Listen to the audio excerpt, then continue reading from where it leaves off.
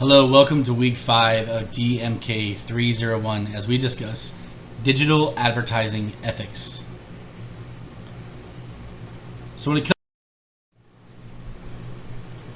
ethics at its core means to evaluate the judgment between what is right and wrong and aligning with belief systems and value systems.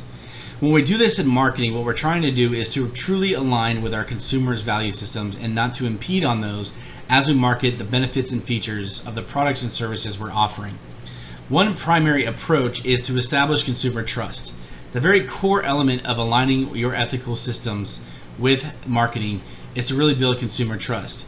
Because we know as we establish better consumer trust, our customers are more likely to do business with us and be repeat business users who therefore build loyalty for our organization. You want to speak to them in a manner that goes with their value systems, that doesn't go against their ethics, but it can be a challenge because you can't appease everyone. So you need to find that fundamental for your audience that you know overall works, especially from a cultural norms perspective and value systems.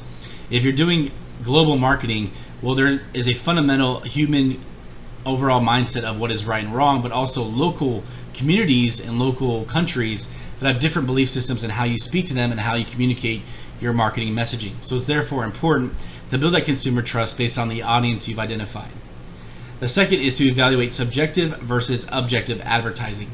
Subjective based on opinion, objective based on fact. Now, it is okay to have an opinion-based marketing message to say, we believe in our product, and you want to definitely stand for what you're marketing, but you also want to make sure that it's the opinion of the company and you don't necessarily say this is the opinion of all customers, unless you're using subjective viewpoints of product reviews, customer reviews that are others' referrals. That is one way to be subjective. Now, objective means truly speaking to your overall product solutions and product differentiation without overwhelming the fact that you can't falsify or exaggerate the claims of your product, which is bullet point 3. Be aware of false or exaggerated claims. Do not market your product from a false advertising perspective. Don't speak more to what it does than what it actually does. Don't examine and over explain to customers something that isn't true about your product. Give them the facts, but also do it in a manner that really speaks to them and influences their behavior to why they need your product. And focus on product solutions, but also focus on product solutions from a perspective of why customers need it. If you focus on that versus the appeal of what the overall exaggerated claims are, then you can truly be truthful in your advertising. So make sure that you're focused on product solutions and at the end of the day, why customers need it. Every company has a set of company values that needs to be integrated with your customers' values from a marketing perspective. How do you have a fundamental approach to say, we believe in this as an organization, and that aligns with our customer value system?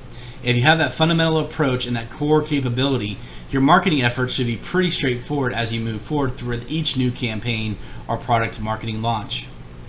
Define the line between fact and opinion, news and editorial media.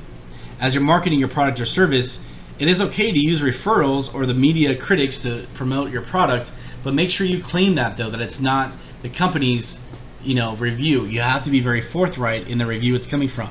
Whether it's a customer, a critic, a blog, whoever's influencing the recommendation of your product, you must be clear on who that source is, and therefore leave it on the customer to ethically make the decision whether or not they believe in that source. Lastly, leverage consumer behavior analytics to establish advertising engagement techniques. We can understand what our customers are resonating with when it comes to marketing content from an ethical perspective at times if the analytics are saying they're not engaged with it. If you see a decline in engagement metrics such as clicks or views or other types of digital advertising metrics, then you're saying that might be something wrong with our content. Maybe we have the best price and product in the market, but perhaps our framework and how we're establishing the need for the product isn't pure. Or we also review product reviews that say, hey, this marketing of this product said it could do one thing, but in reality it does another. This is where we find ourselves in a false advertising situation. So being forthright up front about the honest approach and being transparent about our products and services without falsifying and exaggerating claims, and therefore looking at consumer behavior analytics to find out if that's working or not, is truly what's going to help us become stronger digital advertisers over time. Thanks for your time in this week's discussion, and we will see you soon.